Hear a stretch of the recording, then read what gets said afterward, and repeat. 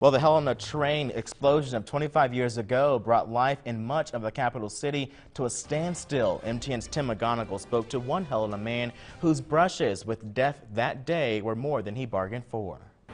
It changed me. Yeah, it's something I think about every day. Mike McNellis had been working for the railroad a little over 2 years on February 2nd, 1989, a day he'll never forget. Four different series of events where I should probably not be here, but thankfully I am. Early on that bone-chilling morning, McNellis and an engineer were on a helper set. Their task, help other trains over Mullen Pass. As they waited for a signal to get on the main line, it was so cold the dispatcher told them they'd have to make the switch manually.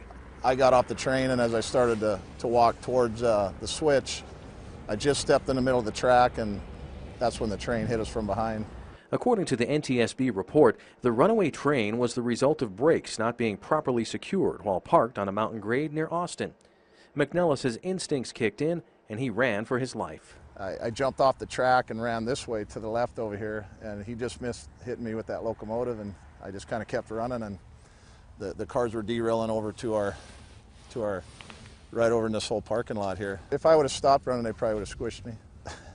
So I kept running until I quit hearing any more loud banging, you know, the boxcars hitting the ground behind me. The worst was yet to come. After gathering their wits, McNellis and his coworker made their way to the south side of the tracks near the Benton Avenue crossing, where they waited for the crew hand. I noticed one of the hydrogen peroxide car had some flames coming out where they fill it, and I pointed to the other guys, look at that, and right when I said that, that's when the tank car blew up.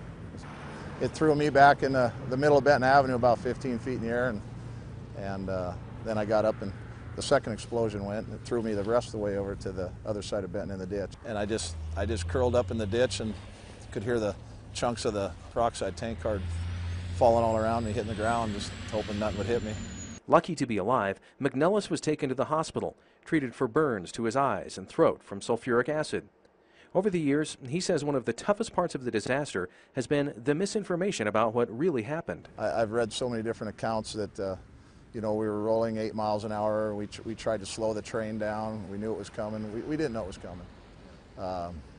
We had no idea. So, as for his health, McNellis has some hearing problems, but agrees the ordeal could have been a lot worse and might have kept him from enjoying his most precious gifts. I got 2 beautiful daughters out of it, and a wife, a beautiful wife. So I'm thankful every day that I'm still here for them. So, yeah, the hearing I can deal with. I'll eventually get. I guess I'll have to swallow my pride and get hearing aids.